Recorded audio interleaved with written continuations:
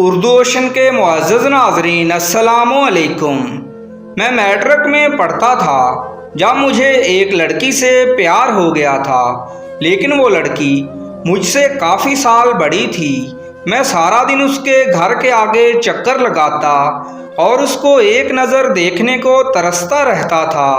اس نے کئی بار مجھے آنکھوں ہی آنکھوں میں گرین سگنل بھی دیا تھا، لیکن اس سے کوئی واضح بات چیت نہ ہو سکی تھی۔ پھر ایک دن اس نے گلی میں میرے لیے ایک خط پھینکا جس میں اس نے مجھ سے محبت کا اقرار کیا تھا، ساتھ یہ بھی لکھا تھا کہ وہ مجھ سے کافی بڑی ہے اور میں ابھی میٹرک کا طالب علم ہوں، اس لیے وہ مجھ سے شادی تو نہیں کر سکتی۔ ہاں، وہ مجھ سے پیار ضرور کرتی ہے اور میرے لیے جو بھی کر سکی ضرور کرے گی۔ اس کا خط پڑھ کر میں بہت خوش تھا کہ چلو کم سے کم اس نے مجھ سے محبت کا اظہار تو کیا، شادی کا وقت آیا تو دیکھا جائے گا۔ میٹرک کا امتحان پاس کرنے کے بعد میں مزید پڑھنے کے لیے شہر چلا گیا تھا۔ ایک مہینے بعد گھر آتا اور کسی نہ کسی طرح اس کی ایک جھلک دیکھ کر ہی دل کو راحت مل جاتی تھی۔ بس اب ایک ہی لگن تھی کہ کسی طرح جلد سے جلد کمانا ہے اور اس سے شادی کرنی ہے۔ ایک دن گھر سے خط ملا کہ کالج سے ایک ہفتے کی چھٹی لے کر آ جاؤ، تمہارے چھوٹے ماموں کی شادی ہے۔ میرے لیے یہ خوشی کی خبر تھی کہ چلو کچھ دن خوب ہلا گلا کریں گے۔ خیر، میں چھٹی لے کر گھر آ گیا اور سب لوگ ماموں کی شادی کی تیاریوں میں مصروف ہو گئے۔ شادی والے دن مجھے امی نے بلایا اور کہا کہ آؤ زین، تم کو تمہاری نئی ممانی سے ملواتی ہوں۔ میں امی کے ساتھ ماموں کے کمرے میں چلا گیا۔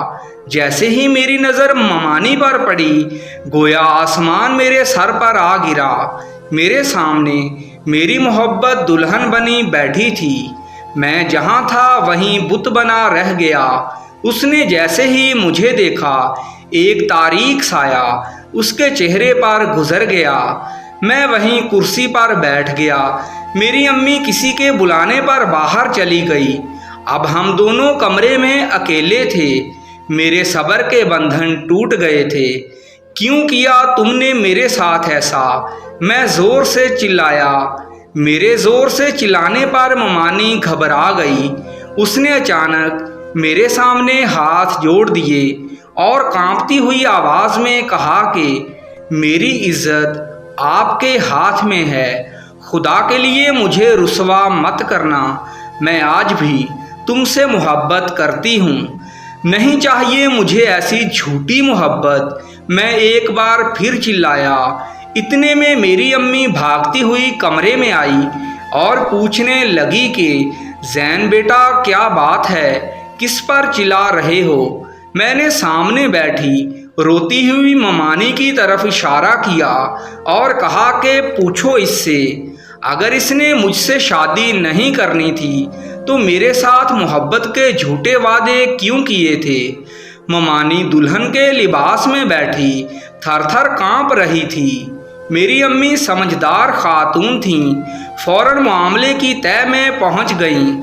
اس نے اسی وقت اپنا دوپٹہ اتارا اور میرے پاؤں میں رکھ کر کہنے لگیں کہ بیٹا جو ہو گیا اس کو بھول جاؤ، میرے بھائی کا گھر مت خراب کرو، ورنہ میں ساری عمر اپنے میکے والوں کو منہ دکھانے کے قابل نہیں رہوں گی۔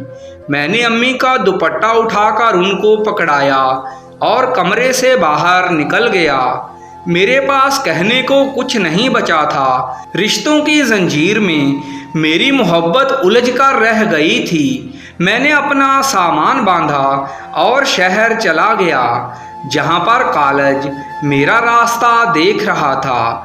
ناظرین کرام، اس طرح کی دلچسپ اور اچھی ویڈیوز کے لیے ہمارے چینل کو سبسکرائب کرنا مت بھولیے گا۔ شکریہ۔